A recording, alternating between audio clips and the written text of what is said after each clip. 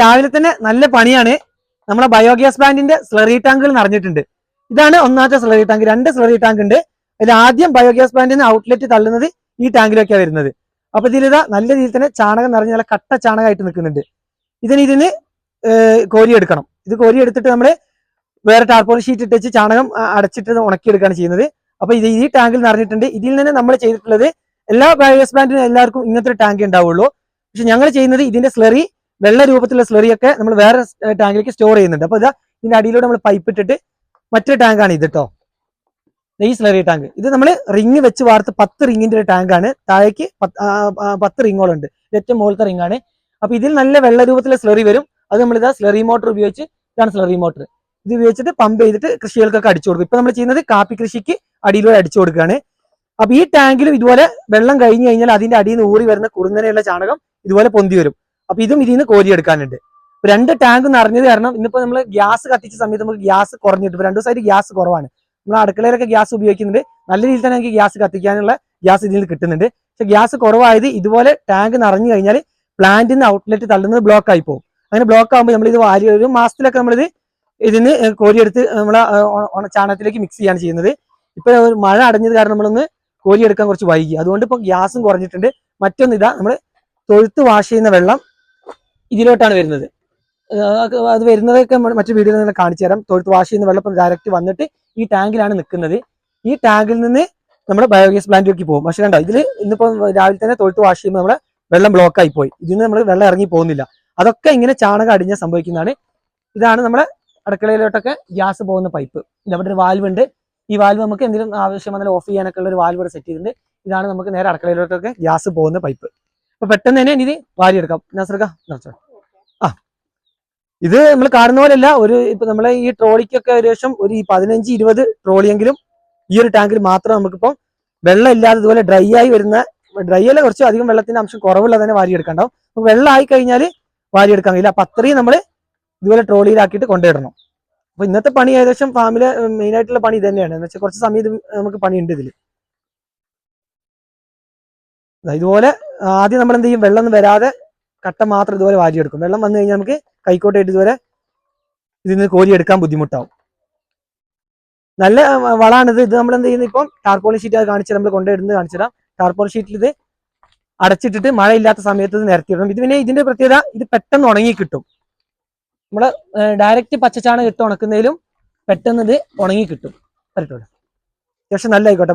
മഴ പെയ്തു കഴിഞ്ഞാലൊക്കെ ബുദ്ധിമുട്ട്. അപ്പം ഇപ്പൊ ഒരു മഴയ്ക്ക് ചെറിയൊരു മഴ കുറച്ച് കുറവുണ്ട്. ആ സമയത്ത് തന്നെ ഞങ്ങൾക്ക് ഇത് പെട്ടെന്ന് വാരിയെടുക്കാം. ഓവർ മഴ പെയ്താൽ നമ്മൾ ഈ കോരി എടുക്കുന്നതിലേക്കും വെള്ളം വന്നു കഴിഞ്ഞാൽ നമുക്ക് പെട്ടെന്നൊന്നും ഉദ്ദേശിച്ച പോലെ ഒന്നും വാരിയെടുക്കാൻ കഴിയില്ല.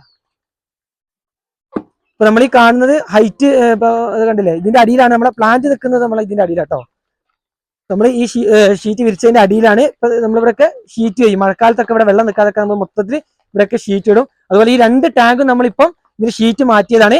മഴവെള്ളം ഇതിൽ വരാതെ വേണം ഇതൊക്കെ അടച്ചു വെക്കാനും മറ്റൊക്കെ സെറ്റാക്കി വെക്കാനും. അപ്പൊ നമ്മളിപ്പോ ഷീറ്റ് മാറ്റിയതാണ്.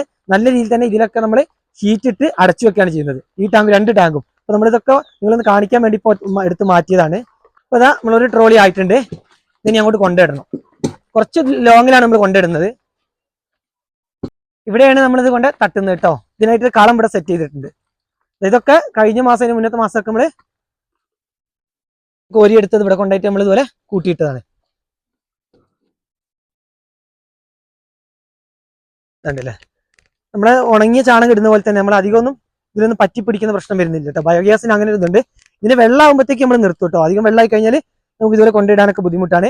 ഇത് നമ്മൾ എന്ത് ചെയ്യും, ഇനി ഷീറ്റ് വെച്ച് അടയ്ക്കും. വെയിൽ വരുന്ന സമയത്ത് നമ്മൾ മാറ്റിയിട്ട് ഇവിടെ കളത്തിൽ പരത്തണതാ. ആ ഷീറ്റ് ഇപ്പൊ നമ്മൾ മാറ്റിയതാണ്. ഇതൊക്കെ ഇവിടെ ഇങ്ങനെ കൊണ്ടിടും. ഈ കാണുന്നത് നമ്മുടെ പ്ലാന്റിലെ ചാണകം മാത്രമാണ്. നമ്മൾ ഇപ്പൊ ചെയ്യുന്നത് രാവിലെയും വൈകിട്ട് തൊഴുത്ത് കഴിയുന്നതിന് മുന്നേ ചാണകം വാരിയെടുക്കുന്നത് വേറെ രീതിയിലാണ് നമ്മൾ ഉണക്കാനായിട്ട് സൂക്ഷിക്കുന്നത്. അത് ഞാൻ എന്തായാലും വേറെ വീഡിയോയിൽ നിങ്ങളെ കാണിക്കും. ഇപ്പൊ നമ്മൾ ചെയ്യുന്നത് മഴക്കാലത്ത് നമ്മൾ നേരെ കളത്തിലിട്ടല്ല ഉണക്കുന്നത്, വേറെ ടൈപ്പിലായിട്ടാണ് നമ്മൾ ഉണക്കിയെടുക്കുന്നത്. ഇത് നമ്മൾ 2 നേരം കഴുകുന്ന വെള്ളം പ്ലാന്റിലേക്ക് പോയിട്ട് അതിന്റെ ഔട്ട്ലെറ്റ് സ്ലറിയായിട്ട് മാറി വരും. ആ സ്ലറി നമ്മൾ പമ്പ് ചെയ്തതിന് ശേഷം ഊറി വരുന്ന ചാണകം ഉണ്ടാവും. ആ ചാണകം മാത്രമാണ് ഇപ്പൊ നമ്മൾ ഇവിടെ ഇതുപോലെ കൊണ്ടിട്ടുള്ളത്. അപ്പൊ ഇനി പെട്ടെന്ന് തന്നെ ബാക്കിയുള്ളതൊക്കെ കൊണ്ടിടാനുണ്ട്. അപ്പൊ നമുക്ക് അങ്ങോട്ട് പോകാം. ഇപ്പൊ ചില ആളുകൾ പറയും ബയോഗ്യാസ് പ്ലാന്റിൽ നിന്ന് വരുന്ന ചാണകമൊന്നും അത്ര ഗുണമൊന്നും ഇല്ല, ഗുണനിലവാരം കുറവാണെന്നൊക്കെ. പക്ഷെ ഞങ്ങളുടെ അനുഭവത്തിൽ ഞങ്ങൾ അധിക വിളകൾക്കൊക്കെ സ്ലറി അടിക്കാത്തതിനൊക്കെ നമ്മൾ വളമായിട്ട് ഇട്ട് കൊടുക്കുന്നത്, നമ്മൾ തെങ്ങിനൊക്കെ തടം തുറന്നിട്ടൊക്കെ ഇട്ട് കൊടുക്കുന്നത് ഈ ബയോഗ്യാസിന്റെ സ്ലറിയിൽ നിന്ന് വരുന്ന ചാണകം തന്നെയാണ്. പിന്നെ അതുപോലെ തന്നെ ഗ്രോ ബാഗ് നിറയ്ക്കാനൊക്കെ ഏറ്റവും നല്ലത് ഇതാണ്. ആട്ടിൻകാഷ്ടം എടുക്കാത്ത സമയത്ത് നമ്മൾ ചെയ്യുന്നത് നല്ല പൊടിഞ്ഞ് കിട്ടുക ബയോഗ്യാസ് പ്ലാന്റിലെ ഈ സ്ലറിയിൽ നിന്ന് വരുന്ന ചാണകമാണ്. നല്ല പൊടിഞ്ഞ് കിട്ടും. അപ്പൊ നമ്മൾ തന്നെയാണ് ഉപയോഗിക്കല്. അത് ആളുകളുടെ ഒരു ധാരണ അനുസരിച്ച് ഞങ്ങൾ തന്നെ ചെയ്യുന്നത് കറക്റ്റ് നമ്മൾ തൊഴുത്ത് വാഷ് ചെയ്യുന്നത് മാത്രമല്ല, പശുക്കളെ യൂറിനും ആ സമയത്തുള്ള എല്ലാ ചാണകം എല്ലാം നേരെ പ്ലാന്റിലോട്ടാണ് വിടുന്നത്. അപ്പൊ യൂറിനൊന്നും നമ്മൾ വേറെ ചാണകക്കുഴിയുടെ ഒന്നും ഞങ്ങൾ ഒരു പദ്ധതിയൊന്നും ഞങ്ങൾക്കില്ല. ചാണകക്കുഴി വേറെ സെറ്റ് ചെയ്തിട്ടൊന്നുമില്ല. നേരെ പ്ലാന്റിലോട്ടൊക്കെയാണ് ഞങ്ങൾ വിടുന്നത്.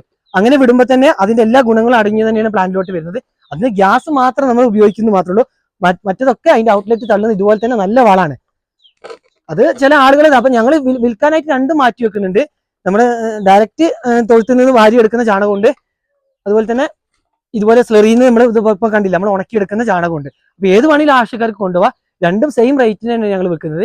ആളുകൾക്ക് ചില ആളുകൾക്ക് നല്ല പൊടിഞ്ഞത് വേണം നമ്മൾ ഇത് എടുക്കുന്നുണ്ട്. അപ്പൊ ആളുകളുടെ ഇഷ്ടാനുസരണം ഞങ്ങൾ കൊടുക്കുന്നുണ്ട്. എന്നാലും ചില ആളുകളുടെ ഒരു തെറ്റിദ്ധാരണയാണ് അത് അത്ര ഒരു ശരിയാകുന്നില്ല. ഞങ്ങളുടെ അനുഭവത്തിൽ രണ്ടിനും ഒരേ ഗുണമായിട്ട് തന്നെയാണ് ഞങ്ങൾക്ക് തോന്നുന്നത്. കൊണ്ടുപോയി ഒരു ട്രോളി ആയിട്ടുണ്ട്.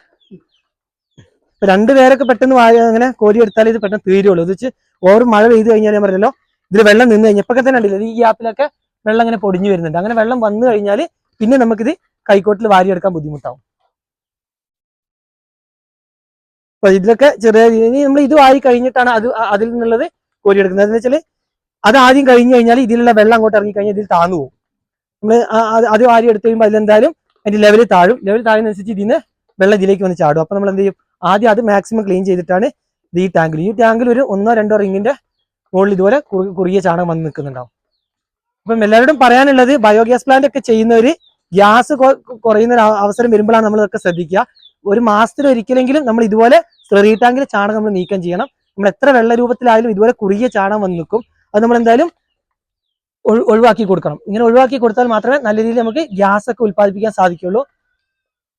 പിന്നെ അതുപോലെ തന്നെ നമ്മൾ ചെയ്യേണ്ട ഒരു കാര്യം എന്താ വെച്ചാൽ, നമ്മൾ അധിക ആളുകളും ഇപ്പൊ ഞങ്ങൾ ഏകദേശം ഒരു 10 വർഷത്തിന് മുകളിലായി നമ്മൾ ഈ പ്ലാന്റ് ചെയ്തിട്ട് നമ്മൾ ഇതുവരെ ബയോഗ്യാസ് പ്ലാന്റിന്റെ ഉള്ളിൽ നമ്മൾ ഇതുവരെ ക്ലീൻ ചെയ്യേണ്ടി വന്നിട്ടില്ല. അത് നമ്മൾ ഇടയ്ക്ക് സ്ലറി ഇങ്ങനെ വാരി എടുത്ത് കൊടുക്കുന്നുണ്ട്, ഒഴിവാക്കി കൊടുക്കുന്നുണ്ടും കോരി എടുക്കുന്നതുകൊണ്ടൊക്കെയാണ് നമുക്ക് ആ പ്രശ്നം ഇല്ലാത്തത്. അങ്ങനെ ചെയ്യാത്തവരെ പ്ലാന്റ് അടിഞ്ഞു പോയി കഴിഞ്ഞാൽ നമ്മൾ ഇതിലും ഇരട്ടി പണി എടുക്കേണ്ടി വരും. സ്ലറി ടാങ്കിൽ നമ്മൾ ഇറങ്ങി അത് ക്ലീൻ ചെയ്ത് പ്ലാന്റിന്റെ ഉള്ളും ക്ലീൻ ചെയ്യേണ്ടി വരും. അപ്പൊ ഈ ഒരു കാര്യം എല്ലാവരും ശ്രദ്ധിക്കുക. പ്ലാന്റിൽ നിന്ന് ഔട്ട്ലെറ്റ് തള്ളുന്ന സ്ലറിയാണ് ചാണകമായുള്ളത് എപ്പോഴും മാറ്റാനുള്ള സംവിധാനം ചെയ്താൽ മാത്രമേ നല്ല രീതിയിൽ നമുക്ക് ഗ്യാസ് ഉൽപ്പാദനം സാധിക്കുള്ളൂ. അല്ലെങ്കിൽ നമ്മൾ എന്ത് ചെയ്യും, ചെറിയൊരു പണി എടുക്കുന്നതിന് പകരം കൂടുതൽ നമ്മൾ പ്ലാന്റ് ഒക്കെ ക്ലീൻ ചെയ്ത് ഒരു ഇരട്ടി പണി എടുക്കേണ്ടി വരും. അത് നമ്മുടെ ഗ്യാസ് ഉൽപ്പാദനത്തെയൊക്കെ നല്ല രീതിയിൽ തന്നെ ബാധിക്കും.